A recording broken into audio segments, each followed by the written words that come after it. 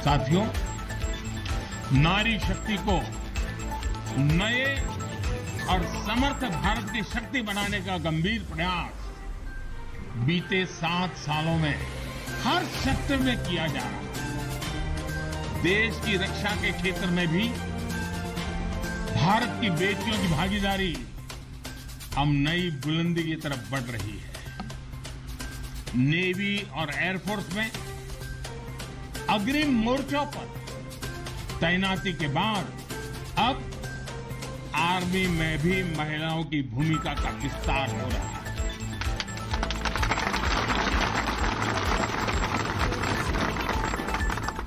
Military police के द्वारा बेटियों के लिए खोलने के बाद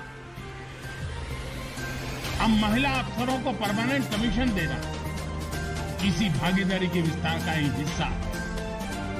अब बेटियों के लिए नेशनल डिफेंस एकेडमी, राष्ट्रीय मिलिट्री स्कूल और राष्ट्रीय इंडियन मिलिट्री कॉलेज जैसे देश के प्रीमियर मिलिट्री संस्थानों के दरवाजे खोले जा रहे हैं। इसी वर्ष 15 अगस्त को मैंने लाल किले से ये भी घोषणा की थी कि अब देश भर के सभी सैनिक स्कूलों में बेटियों को भी पढ़ाई का अवसर मिलेगा। इस पर भी तेजी से काम शुरू हो गया है। साथियों, मुझे आप जैसे देश के रक्षकों की वर्दी में केवल अथाह सामर्थ्य के ही दर्शन नहीं होते। मैं जब आपको देखता हूं तो मुझे दर्शन होते हैं अटल सेवा भाव के, अडिग संकल्प शक्ति के और अतुलनीय संवेदनशीलता के। इसलिए भारत की सेना दुनिया की किसी भी दूसरी सेना से अलग है। उसकी एक अलग पहचान है। आप विश्व की शीर्ष सेनाओं की तरफ एक प्रोफेशनल फोर्स तो है ही, लेकिन आपके मानवीय मूल्य, आपके भारतीय संस्कार आपको औरों से अलग एक असाधारण व्यक्तित्व के धनी बनाते हैं। आपके लिए सेना में आना एक नौकरी नहीं है। पहली तारीख को तनख्वाह आएगा इसके लिए नहीं है। आपके लिए सेना में आना एक साधना है, साधना।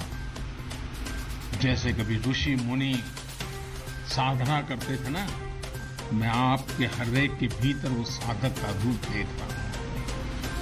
और आप मां भारती की साधना कर रहे हैं।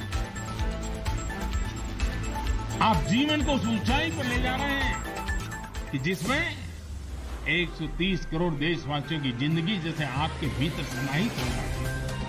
ये साधना का मार्ग है। और हम तो भगवान राम में अपने सर्वोच्च आदर्श खोजने वाले लोग हैं। लंका विजय करने के बाद भगवान राम जब अयोध्या लौटे थे तो यही उद्घोष करके लौटे थे, अपि स्वर्णमयी लंका न मे लक्ष्मण रोचते, जननी जन्मभूमि च स्वर्गादपि गरीयसी। यानी सोने और समृद्धि से भरपूर लंका को हमने जीता जरूर है, लेकिन हमारी ये लड़ाई हमारे सिद्धांत और मानवता की रक्षा के लिए थी। हमारे लिए तो हमारी जन्मभूमि हमारी है, हमें वहीं लौटकर उसी के लिए जीना है।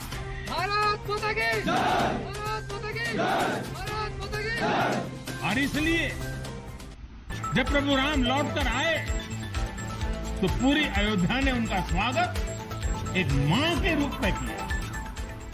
अयोध्या के हर नर नारी ने, यहां तक कि पूरे भारतवर्ष ने दिवाली का आयोजन कर दिया। यही भाव हमें औरों से अलग बनाता है। हमारी यही उदात्त भावना हमें मानवीय मूल्यों के उस अमर शिखर पर विराजमान करती है जो समय के कोलाहल में, सभ्यताओं के हलचल में भी अड़िग रहती है। इतिहास बनते हैं, इतिहास बिगड़ते हैं, सत्ताएं आती हैं, सत्ताएं जाती हैं, साम्राज्य आसमान छूते हैं ढहते हैं, लेकिन भारत हजारों साल पहले भी अमर था, भारत आज भी अमर है और हजारों साल बाद भी अमर रहेगा।